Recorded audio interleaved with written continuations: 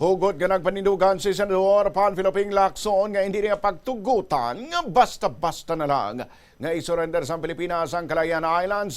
Hindi nga panindugan ni Lacson ang sabat sa pahayag ni Senador Dante Marcoleta nga itugyan na lang ang Kalayaan Islands sa China. Bangod ini ang malayo na sa exclusive economic zone sa Pilipinas. Suno kay Lacson, hindi na pagpasugtan bangod ang Kalayaan Islands ang kabahin sang Palawan kay ginaistaran sang hindi magnubo sa 300 ka mga Pilipino. Base sa prinsipyo sang res nullius sa conterra nullius, ang unang nga tawo nga makadiskubre kag makapuyo sa duta nga wala sa may nagapanag-iya ang ginagkilala bilang lehitimo nga nagaangkon sini. Ginhimo ni Lacson bilang halimbawa si Thomas Cloma nga isa ka abogado kag adventurer nga nakadiskubre sang Spratly Islands kag ginangkon ini antes ipasa sa gobyerno sa Pilipinas. Bangod sini suno sa kasuguan ng Pilipinas ang legal nga nagapanag-iya sang Kalayaan Islands.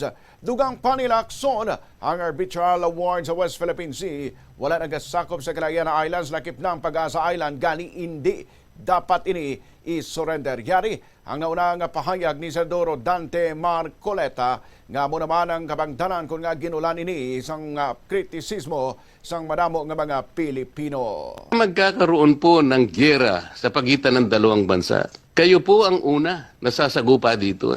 Kaya dapat po mas interesado kayo kaysa sa amin. Ano ba talaga ipagpapatayan natin dito? We will offer our lives, including the lives of our children, and to die for it, for something that is not even within our EEZ. Ang gawin natin po para madali, i-give up natin yung KIG. Then, mako-coordinate na natin lahat. But until and unless nandun yung KIG, wala nga po nasa labas po ng ating exclusive economic zone. Paano po malalagay sa entire West Philippine Sea? Nabarian ang naging pahayag ni Senador Dante Marcoleta. Sunod naman sa maritime law expert si Dr. J. Bakal, hindi acceptable para sa isa ka senador sa Republika nga isoisyon nga isurrender ang anuman nga teritoryo sa Pilipinas. Sunod sa iya, maatag nga ang ginhimo ni Marcoleta ang direkta nga pag-apin sa China.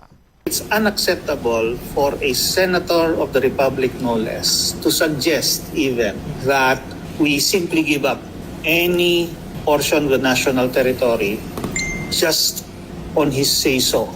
Is always a very serious matter that requires both diplomacy and decision-making at the highest possible level, and especially under our current system of laws, requires the support and consent of our people. Nabarian ang maritime law expert si Dr. J. Bakal. Ginimbita naman ni Commodore J. Tariela, ang spokesperson for the Philippine Coast Guard on the West Philippine Sea, si Senador Rodante Marcoleta nga mag-upod sa Maritime Domain Awareness Flight sa Kalayaan Island Group. Kasunod sini ginatag naman ni Marcoleta nga ginahungod lang sa iya mga detractors nga lainon ang konteksto sa iya pahayag sa natabong interpellation sa Commission on Appointments hearing sa Confirmation of Generals ng Armed Forces of the